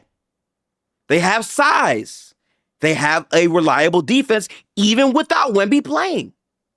But Wemby takes it to a whole other level. That is the ceiling raising a superstar can do, right? They impact the ceiling of where a team can be. But the good teams create a system in place where even if Wemby's not available, we still have rules we have to abide by. We still have a standard and style of play we have to abide by. And what I was told, based on Fox looking like dog shit, I will say, versus my team, the Golden State Warriors, making bad decisions in the fourth quarter, turning the ball over, taking bad jumpers. It looked ugly, right? But, and this is where the grace argument comes in, the nigga just came back. Chat, what kills me so much about basketball discourse, why I don't fuck with a lot of people in the space sometimes, is the way we'll be so disingenuous to push agendas for our favorite player, team, or agenda is annoying to me. How about we let the ball dominant guard from Sacramento get his feet under him, adjusting to a team that is actively winning games without him? Because what happens so easily is a player will come back, the team who's been in a groove will lose some games, and the casual thing to do is, oh, well, he's the problem. They do the same shit with J-Dub. And this shit kills me so much because I saw Jalen Williams, which, by the way, if you know my takes on him, I was really questioning him as a second option. I was, right? I was. I saw Jalen Williams in the playoffs look like dog shit. Right? I saw him look terrible, bad, all type of shit. OKC losing games, they gotta win. And I remember, oh, OKC can't do it. Oh, they gonna lose. Oh, trade Jalen Williams for fucking Kevin Durant. Right? And then I saw J-Dub answer. I saw him give the Pacers 40 points. I forget what game it was. But there was a game in the finals. It might have been game 5. I forget which one. Y'all will remind me. It might have been game 5. But there was a game where Shea was dog shit in the first half. Bad. OKC was down. But J-Dub said, nope, I'm going to keep going. Layup. Free throw. Like, he did not stop with his relentlessness. And because of that, it built a closeness to where we're not out the game. And then when Shea came alive in the fourth quarter, they win the game. But that's not available without J-Dub taking over the game. That's why I give J-Dub his credit as the second best option. I get it. Chad, statistically, all that's fine. When the money was on the fucking line, beyond even the Pacers series, even in the Denver series, when the money was on the line, Jalen Williams stepped up big when his team needed him most. That's impact, right? But he was playing on an injury. So when he comes back this season and OKC starts to lose these games to the Spurs, by the way, give J-Dub some grace. Because people view basketball like it's a simulation. We're not playing basketball on a TI 84 calculator. No, this is real life. So people go through shit, both on the court and off the court, and the team has to play without you, so they're going to play a different way. And it's on you to adjust to the system, adjust to the environment, and still have the team win games. So when Fox lost those 2 games to the Warriors back-to-back, and they were grilling his ass, I said, give Fox some time. They said, trade him. So when Wemby goes down, those same people, by the way, who will not stand on their 10, which I believe as a content creator, you got to stand on your 10, right? What kills me is those same people saying trade Fox. When Wemby goes down, all the team's done.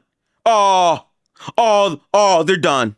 They can't win. How could they win? How could they win without Wemby, top 5 player? It's over, right? Right? People thought it was done. But the Spurs maintained afloat.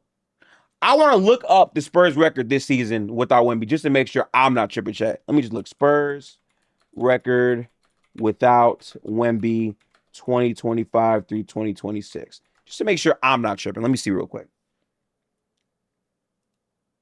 Would you look at that? Would you look at that shit, chat? The Spurs are 5. Oh, wait, my fault. This might not be updated. Let me go here. The San Antonio Spurs have a 9-3 record and have averaged 121.8 points per game without Victor Wembanyama in this game.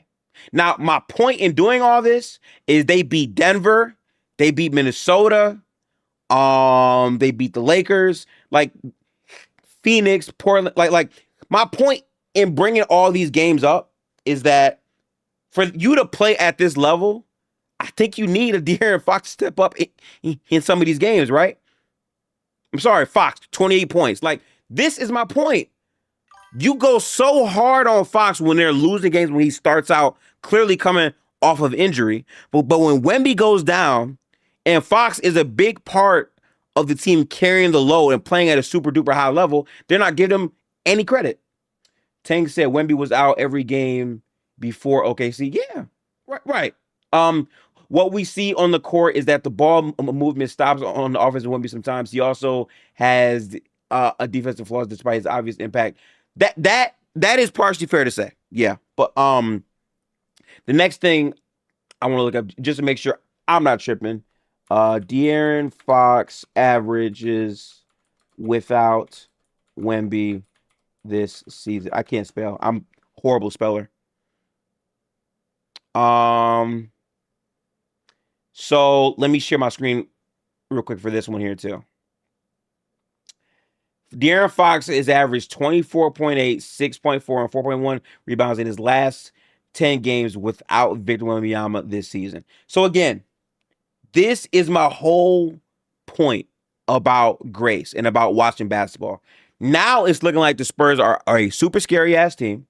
Now the Spurs look like a much better team than people had anticipated, mainly because of how competitive they have looked with or without Wemby on the floor.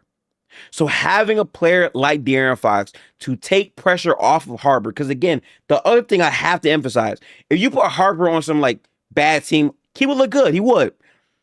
But the luxury of having a player like Harper be able to come off the bench and impact the game the way he does, it's less pressure on him to have to play the way Fox does. He doesn't have to average 24 or 25 points a game. And the way you want to develop these players is to have them come in and understand role in spots. So that's what makes them look really, really good. Now, don't get me wrong. I'm not saying you don't trade Fox. I'm not saying that. No player to me is like markedly untradeable. But the idea that you just trade Fox for some draft picks, see what happens, like that's that 2K shit. We talking basketball. I'm not on that 2K shit, right? So we got to give players time. You got to give players grace. And you got to understand stats going down doesn't mean you're playing worse. It means you're fitting into a system. And a lot of people said the Spurs can't win with De'Aaron Fox. They're the second seed in the Western Conference right now. So, like, I think that is something that is necessary to have some good basketball discourse, at least in my opinion. And I feel like it was important enough to include this as a third segment of the Gifted Hoops lives. Fox could really end up a one-time All-Star. Yeah. He won't make it this year because of games played, but I think next year there's a chance. I don't know. It's just tough because they play in the Western Conference and there's so many good guards out west. It's definitely hard, but yeah. All in all, chat, W stream. We covered all three topics. I'm going to be scheduling more and more of these. The goal is to do at least two or three of these a week where we basically ramble about shit and break down hoops. Make sure to like the stream, help get this out into the algorithm. Definitely subscribe. I keep saying I have regular NBA videos dropping. I'm not going to tease anymore. It's coming. I got a couple of things I'm going to really be locking in on. Appreciate all of the subscribers. Become a member today. It helps the creators so much by you becoming a member of the stream. And if not, just like the stream and subscribe. Those things go a super long way. We're going to be pushing good basketball discourse and conversation repeatedly. Also, I will be trying to get in contact with some other creators for some future streams in the future. So yeah, stay tuned. I got to head out because we are going to be doing the Warriors stream. So I'm going over to the Gold Blooded Discord right now to fire that up. Go tap into Gold Blooded Pods on YouTube for things of that nature. But I will catch y'all in the next Gifted live stream. Make sure to have your notifications on to be updated for more upcoming streams and videos. Peace out, people. Have a good one. I will catch y'all. Reincarnated. Peace.